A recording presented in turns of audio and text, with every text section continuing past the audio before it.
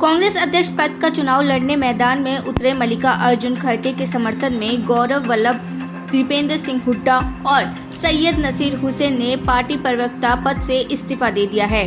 उनका कहना है कि वह खड़गे के लिए चुनावी अभियान चलाएंगे। उन्होंने कहा है कि चुनाव पारदर्शी होना चाहिए। कांग्रेस के पूर्व अध्यक्ष राहुल गांधी ने रविवार को मैसूरू में महात्मा गांधी की जयंती पर सरकार पर निशाना साधा है। उन्होंने कहा है कि सत्ता में बैठे लोगों के लिए महात्मा गांधी की विरासत को अपनाना आसान है, लेकिन उनके पद चिन्हों पर चलना मुश्किल है। महात्मा गांधी की हत्या करने वाली विचारधारा ने पिछले 8 वर्षों में असमानता, विभाजन और कड़ी मेहनत से हासिल की गई आजादी का शरण किया है। हिंसा और झूठ की राजनीति के बीच कांग्रेस की भारत जोड़ो यात्रा अहिंसा तथा स्वराज का संदेश फैलाएगी।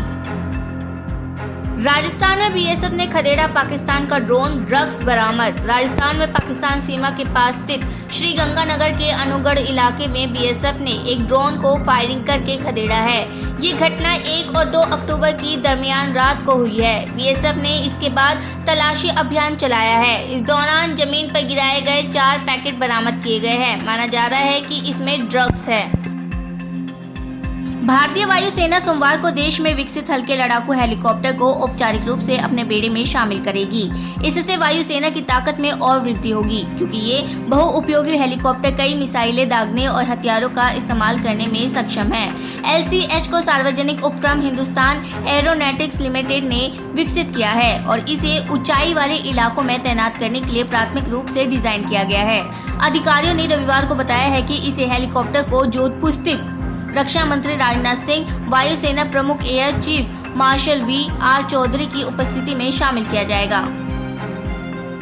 ओडिशा के गंजम जिले में जल संसाधन विभाग के एक सहायक कार्यकारी अभियंता को आय से अधिक संपत्ति अर्जित करने के आरोप में गिरफ्तार किया गया है। सतर्कता विभाग के अधिकारियों ने रविवार को ये जानकारी दी है। अधिकारियों के मुताबिक इंजीनियर पर आय के ज्ञात स्रोत से 102% अधिक संपत्ति रखने का आरोप है। भ्रष्टाचार रोधी सतर्कता विभाग के अधिकारियों ने खुफिया सूचना के आधार पर कार्रवाई करते हुए शनिवार को गंजम जिले में बगुआ सिंचाई परियोजना के सहायक कार्यकारी अभियंता विष्णु चरण साहू को गिरफ्तार कर लिया।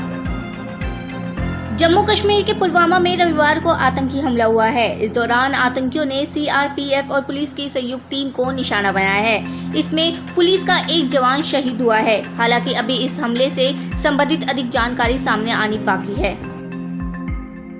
पुलवामा में हमले के बाद सुरक्षा बलों ने की नाकेबंदी। पिंगलाना इलाके में किए गए हमले में एक पुलिसकर्मी शहीद हुआ है। सुरक्षा बलों ने इसके बाद इलाके की घेराबंदी कर दी है। साथ ही सर्च ऑपरेशन जारी है।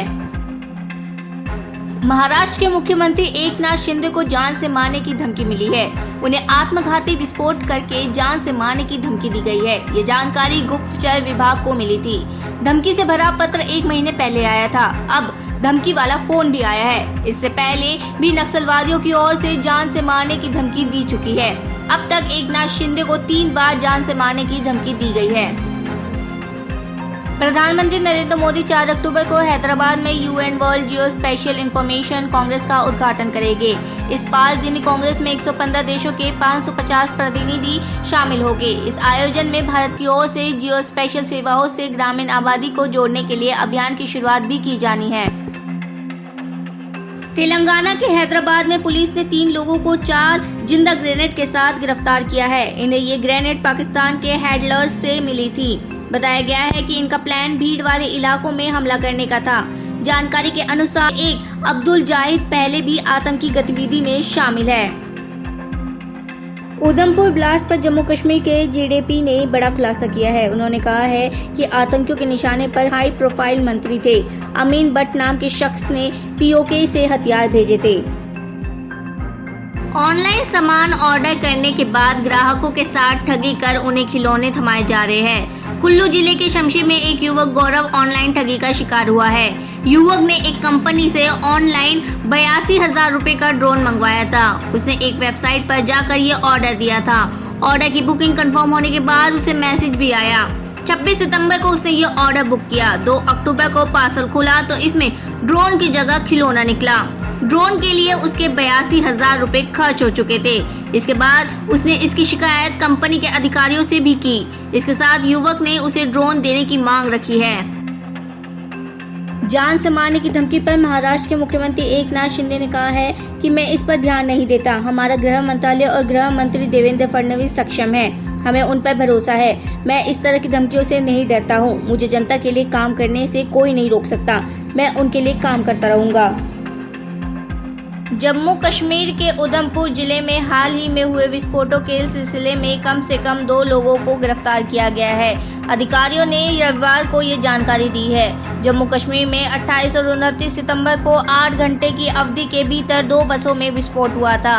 ये धमाके ऐसे समय हुए जब केंद्रीय गृह मंत्री अमित शाह की 2 दिवसीय यात्रा के मद्देनजर सुरक्षा बलों को पूरे केंद्र शासित प्रदेश में हाई अलर्ट पर रखा गया है। सपा संरक्षक मुलायम सिंह यादव की तबियत को लेकर मेदांता अस्पताल के PRO ने बयान जारी किया है, जिसमें उन्होंने कहा है कि यूरिन संक्रमण के साथ ही ब्लड प्रेशर की समस्या काफी बढ़ने के बाद मुलायम सिंह को भर्ती कराया गया है। सांस लेने में तकलीफ के चलते उन्हें सुबह ICU में शिफ्ट किया गया था। स्थिति में कोई सुधार नहीं दिखा तो फाइनली डॉक्टरों ने वेंटिलेटर सपोर्ट पर रखा है। वेदांता अस्पताल कोई हेल्थ बुलेटिन जारी नहीं कर रहा है। अखिलेश यादव को सारी जानकारी दे दी गई है।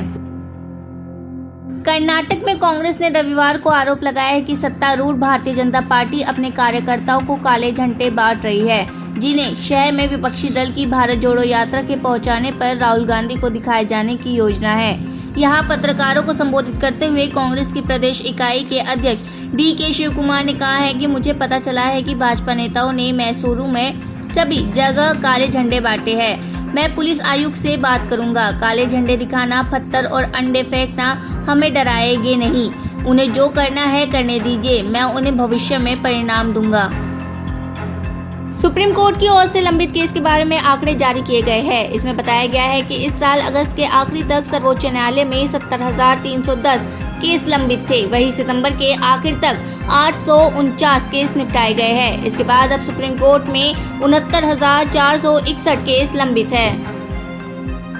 उत्तर प्रदेश के भदोही में दुर्गा पूजा पंडाल में शॉर्ट सर्किट से आग लग गई। इस घटना में दर्जनों लोग झुलस गए हैं। कुछ लोगों के मरने की भी खबर आ रही है। कानपुर ट्रैक्टर ट्रॉली हादसे में जान गंवाने वाले लोगों की पोस्टमार्टम रिपोर्ट में बड़ा खुलासा हुआ है। रिपोर्ट में ज्यादातर लोगों की पानी में डूबने से मौत हुई है। सभी बच्चों और महिलाओं के शरीर में मामूली खरोंच के निशान मिले हैं। सड़क बनाते समय पानी निकासी की व्यवस्था नहीं की गई थी। सिद्धू मूसेवाले के बाद पंजाब में एक और पंजाबी सिंगर अल्फाज पर जानलेवा हमला हुआ है, जिसमें वह गंभीर रूप से घायल हो गए हैं। सिंगर हनी सिंह ने इंस्टाग्राम पर यह जानकारी दी है।